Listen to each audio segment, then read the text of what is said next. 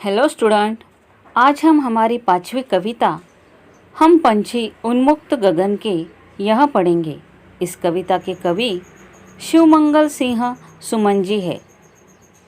शिवमंगल सिंह सुमन जी का जन्म 5 अगस्त 1915 में उत्तर प्रदेश में उन्नाव जिले में हुआ था। वह हिंदी भाषा के अग्रणी कवि तथा लेखक थे। उन्हें हिंदी विषय में डीलिट तथा हिंदी विषय के लिए अनेक सम्मान प्राप्त हुए। इनकी मृत्यु 2002 में हुई। प्रस्तुत कविता के माध्यम से कवि ने स्वतंत्रता के महत्व को तथा पिंजरे में कैद पक्षियों की पीड़ा को दर्शाया है। बच्चों, गुलामी का जीवन चाहे मनुष्य हो या पशु, सबके लिए कष्टदायी होता है। पराधीनता एक अभिशाप है, चाहे कैसी भी क्यों न हो। स्वतंत्रता सबका जन्मसिद्ध हक अधिकार है। हाल ही में आपने देखा होगा, कोरोना वायरस के डर से जिस तरह दुनिया भर में इंसान एक तरफ कैद हुए बैठे हैं। न तो हमें किसी ने यहाँ पर बंदी बनाया है, फिर भी हम हमारी खुद की सुरक्षा के लिए कैद होना हमें अच्छा नहीं लग रहा है। आज हमारे घर में सब सुख सुविधाएं होते हुए भी हम आज़ादी महसूस नहीं कर रहे हैं, तो दूसरी ओर पशु पक्षी आज़ादी से खुले आकाश में स्वच्छंद विचरण कर रहे हैं। बच्चों, इंसान पक्षियों को क्यों कैद करके रखता है? क्या कैद हुए पक्षियों से उन्हें कुछ लाभ मिलता है? नहीं ना। तो केवल हमारे खुशी के लिए किसी पक्षी को हम पालते हैं। ये कितना सही है? इस तरह से किस तरह पीड़ा का सामना कैद होने पर करना पड़ता होगा, यह इस कविता के माध्यम से कवि ने हम मनुष्य को समझाने का प्रयास किया है। तो आइए कविता की पहली पंक्तियाँ देखते हैं। हम पंछी उन्मुक्त गगन के पिंजर बंद न गा पाएंगे। हम पंछी उन्मुक्त गगन के, उन्मुक्त यानी कि खुले आकाश में विचरण करना, पिंजर बंद न गा पाएंगे। पिंजरे में कैद होकर हम गा नहीं पाएंगे। कनक तीलियों से टकराकर पुलकित पंख टूट जाएंगे, यानी कि पिंजरे की सलाखों से हमारा सर टकरा के हमारे आनंदमय पंख यहाँ टूट जाएंगे। प्रस्तुत पंक्तियों में कवि ने आज़ादी की बात कही है। भगवान ने हर एक पशु पक्षी और इंसान को किसी न किसी कार्य के लिए चुना है। उसी तरह पक्षियों का स्वाभाविक गुण है उड़ना। पक्षियों का स्वाभाविक गुण कौन सा है? उड़ना। यह पक्षियों का स्वाभाविक गुण है। अगर हम इस स्वाभाविक गुण को नष्ट कर देते हैं और उन्हें पिंजरे में कैद कर देते हैं, तो क्या उन्हें अच्छा लगेगा? कदापि नहीं। फिर तो पिंजरा सोने का ही क्यों न हो।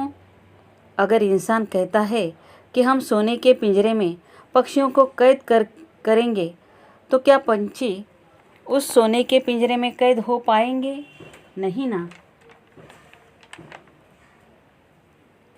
इंसान के लिए सबसे बहुमूल्य क्या है? तो वह सोना है। लेकिन सोने के पिंजरे में बंद होकर भी पंछियों को उनकी आज़ादी छीनने का डर है, इसलिए उन्हें सोने का पिंजरा भी नहीं चाहिए। पिंजरे की सलाखों से टकरा कर उनके कोमल पंख टूट जाएंगे। अर्थात पक्षी पिंजरे में बंद होकर कभी खुश नहीं रह सकते। कविता की अगली पंक्तियां हैं। हम बहता जल पीने वाले, हम बहता जल पीने वाले मर जाएंगे भूखे प्यासे। कहीं भली कटुक निबोरी कनक कटोरी की मैदा से। इन पंक्तियों का अर्थ है कि पंछी झरनों का बहता पानी पीना पसंद करते हैं। बहते झरनों का पानी पीना उन्हें बहुत पसंद होता है। अगर हम ऐसे पक्षियों को पिंजरे में कैद करते हैं, तो क्या उन्हें बहते झरनों का पानी हम दे सकेंगे? नहीं दे सकेंगे। हम कई बार हमारे घर के सामने कटोरी भरकर पक्षियों के लिए पानी रखते हैं, तो क्या सभी पक्षी पानी पीने आते हैं? नहीं ना। अगर हमने उन पंछियों को पिंजरे में कैद कर लिया तो वहाँ भूखे प्यासे मर जाएंगे। पंछी कहते हैं, पिंजरे में अगर हमें भले ही स्वादिष्ट भोजन क्यों न दिया जाए, उस स्वादिष्ट भोजन से हमें कहीं अधिक जंगल की कड़वी निंबोरी खाना पड़े तो भी हमें स्वीकार है, पर इस कैद में हमें नहीं रहना है। स्वर्ण श्रृंखला के बंधन में अपनी गति उड़ान सब भूले।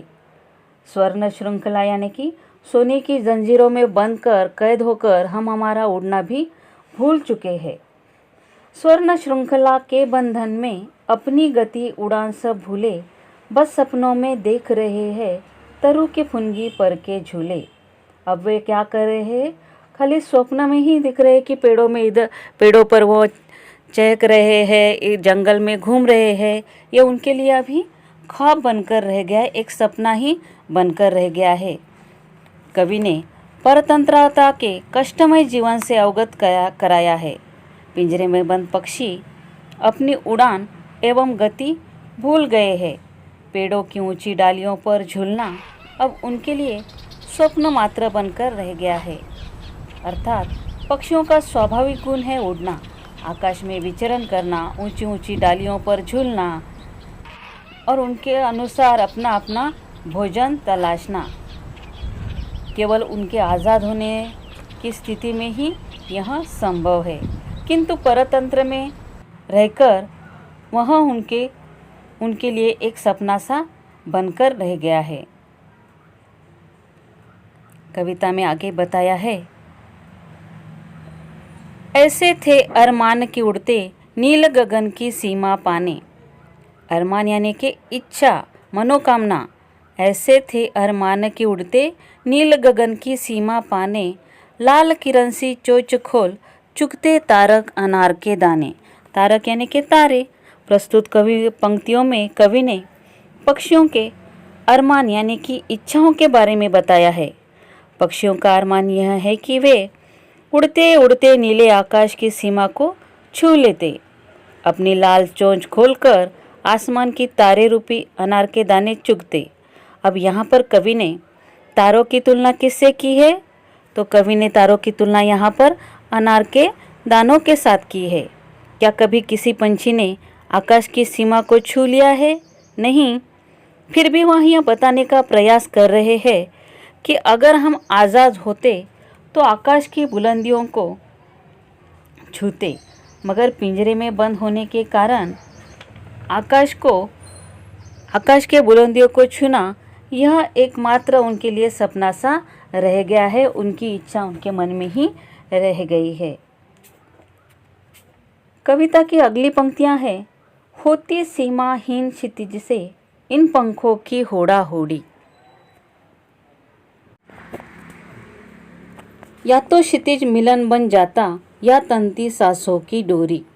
सीमाहीन यानी के जिसकी कोई सीमा नहीं हो, और क्षितिज यहाँ के यानी कि जहाँ धरती और आकाश मिलते प्रतीत होते हैं।